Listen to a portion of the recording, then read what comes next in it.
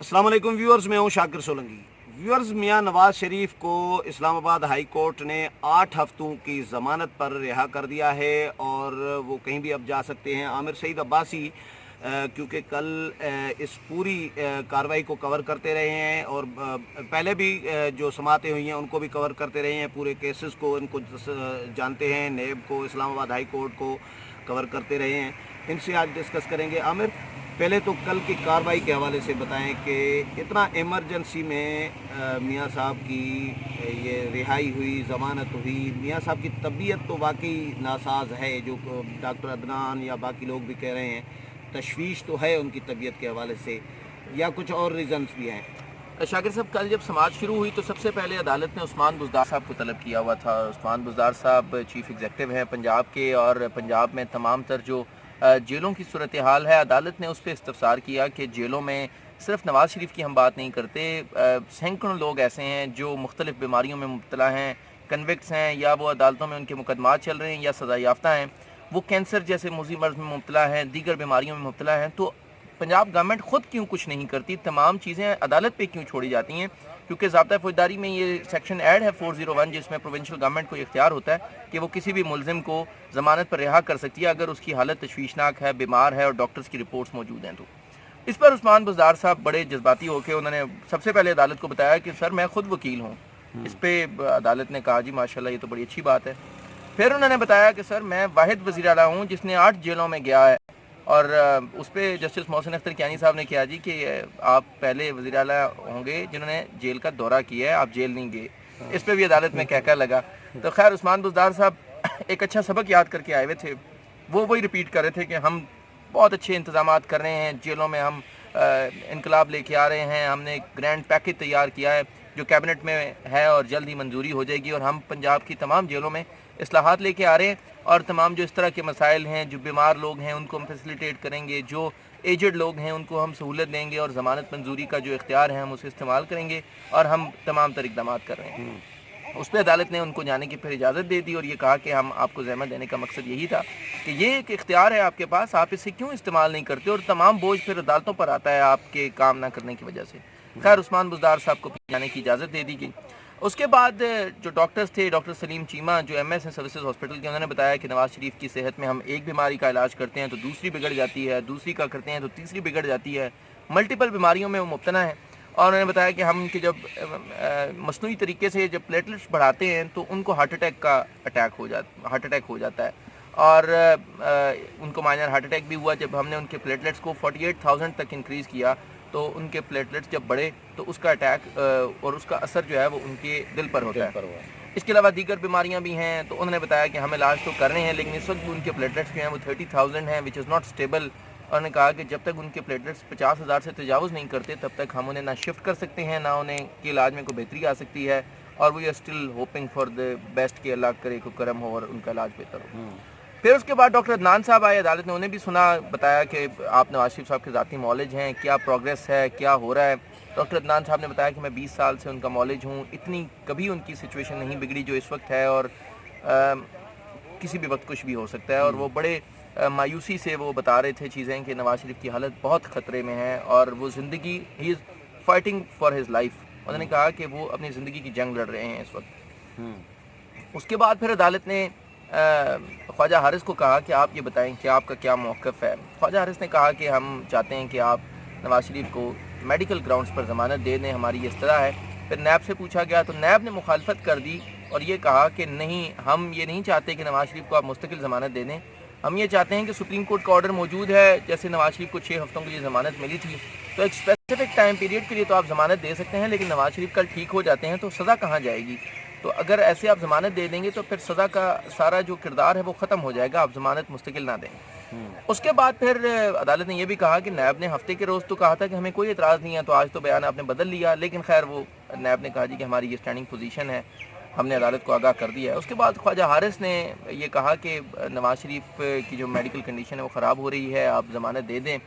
अदालत उनसे बार बार ये इस्तफसार कर रही थी कि आप हमें ये बताएं कि आप का जो फोरम है वो पंजाब गवर्नमेंट है, आप पंजाब हुकूमत को हम भेज देते हैं, पंजाब गवर्नमेंट इसको देखे कि वो आपको ज़मानत दे सकती है या नहीं दे सकती। असल में जो अदालत है वो लगता है ऐसे है कि वो बहुत ज़्यादा मुतासर हो रही थी جو ڈیل کی خبریں ہیں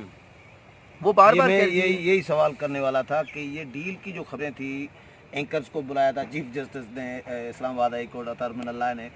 تو یہ جو ضمانت ہے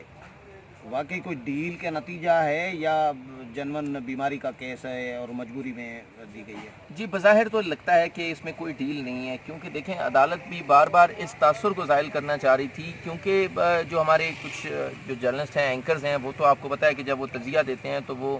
بہت سی تاروں کو ملاتے ہیں اور پھر بتاتے ہیں کہ یہ یوں ہو رہا ہے، یوں ہو رہا ہے، یوں ہو رہا ہے، یوں ہو رہا ہے، تو یہ ڈیل ہو گئی ہے۔ تو عدالت نے جب بلایا تو اس میں کوئی بھی صاحب جو اینکر صاحبان ہیں وہ کوئی اپنی اس خبر کی وضاحت نہیں کر سکے، اور یہی ہوا کہ ان کو پھر کہا گیا کہ آپ ریٹن رپلائی جمع کرائیں کہ آپ نے یہ خبریں کیسے دے دیں۔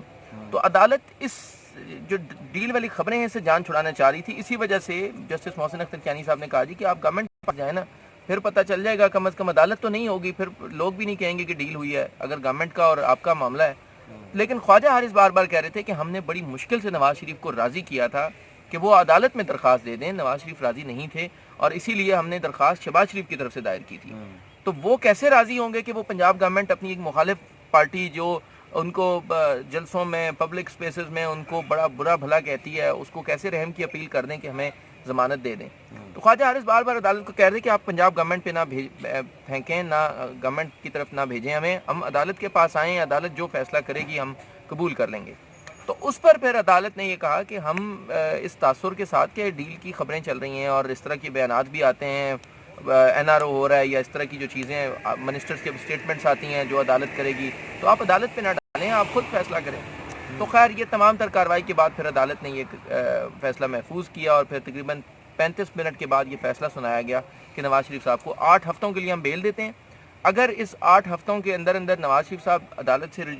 پنجاب گورنمنٹ سے رجوع کرتے ہیں تو ان کی بیل ایکسٹینڈ ہو سکتی ہے، اگر وہ رجوع نہیں کرتے تو ضمانت منسوخ تصور ہوگی، اور اگر وہ اپلیکیشن دے دیتے ہیں اور پنجاب گورنمنٹ ڈیسائیڈ نہیں کرتی تو پھر عدالت مداخلت کرے گی۔ پھر ان کی جب تک فیصلہ نہیں ہوتا پنجاب گورنمنٹ کے پاس تب تک ان کی جو ضمانت ہے وہ ایکسٹینڈ تصور ہوگی۔ اوکے ہاں، اچھا، تو یہ نون لیگ اور میاں صاحب کے یہ فیور میں ہے کہ پنجاب گورنمنٹ کے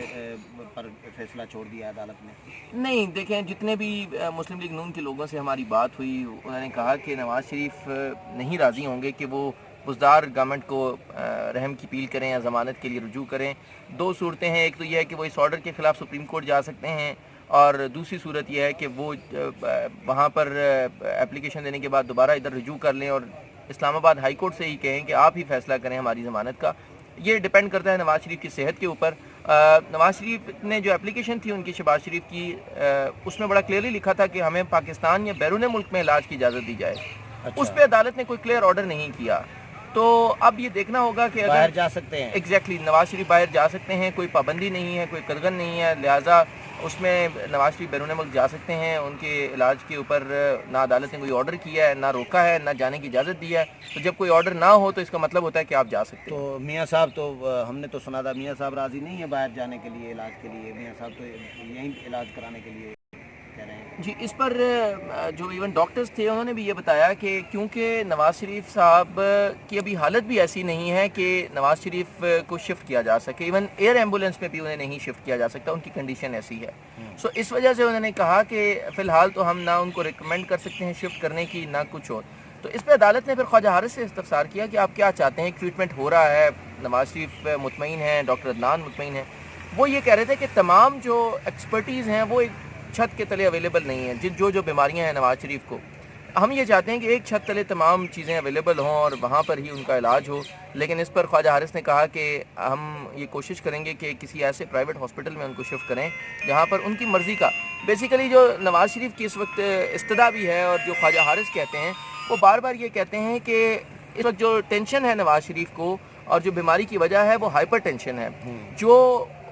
اپنی مرضی کا علاج کرانے کی ان کو اجازت نہیں ہے، جس کی وجہ سے خواجہ حارث بار بار یہ کہتے ہیں کہ اگر عدالت ضمانت دے دیتی ہے تو شاید نواز شریف کی صحت میں بہتری آ جائے۔ یہ ان کی استدعا تھی اور یہی ہوا کہ پھر عدالت نے ان کی ضمانت منظور کر لی اور ساتھ میں ان کو یہ بھی کہہ دیا کہ آپ 8 ہفتوں کے اندر پنجاب گورنمنٹ سے رجوع کر سکتے ہیں۔ تو ایک ریلیف تو ہے نواز شریف کے لیے، لیکن جو پنجاب گورنمنٹ کی طرف ریکمینڈ کیا گیا ہے اس پہ بہت سے ریزرویشنز تھی نون لیگ کے لوگوں کی. اوکے، بہت شکریہ عامر سعید. ویورز، عامر سعید عباسی کی رائے اور جو انفارمیشن ہے میاں صاحب کے کیس کے حوالے سے، ضمانت کے حوالے سے، وہ آپ نے سنی. اگلے پروگرام میں پھر ملاقات ہوگی، تب تک اجازت چاہتا ہوں. اللہ حافظ.